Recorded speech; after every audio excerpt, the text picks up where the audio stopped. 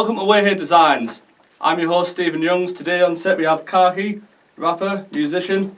How are you doing, bud? I'm doing well, mate. Are you? Not bad. So what's this hated thing here?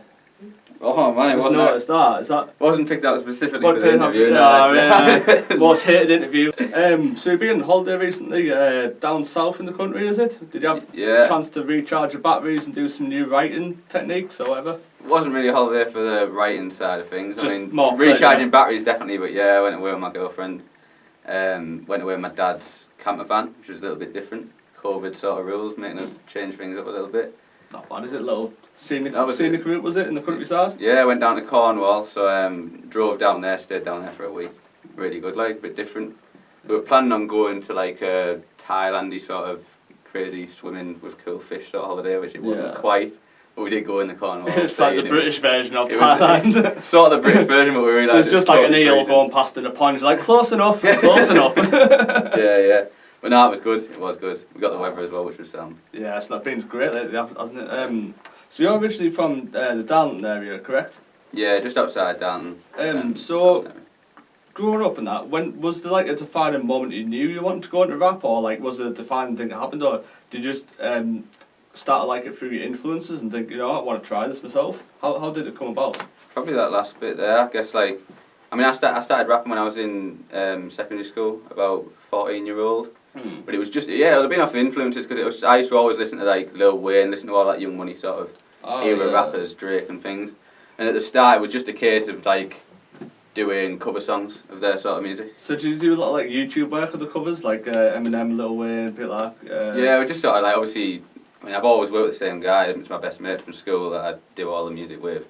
We used to just get obviously the instrumentals off YouTube, and then I'd just do like the same rap over the top. We used to sell them at school. A lot of the stuff I used to do actually was inspired by obviously them, but I'd like rewrite songs, like maybe Rack City by Tiger. I always remember rewriting that song, but about the lads at school.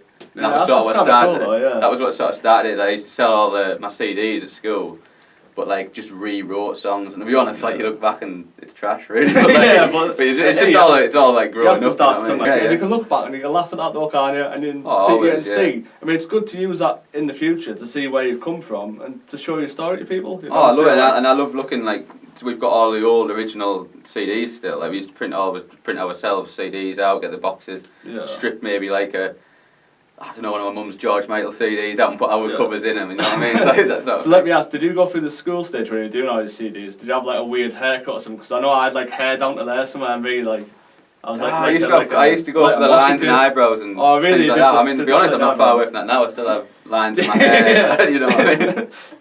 Your 16-year-old self be proud. A lot of gel. I definitely had a lot of gel. It was a very wet look, it's not quite the same now. Was that blue stuff everyone used to use, the gooey stuff back in the day? Yeah, VO5, that's the one. Yeah, that's the one. That's the one.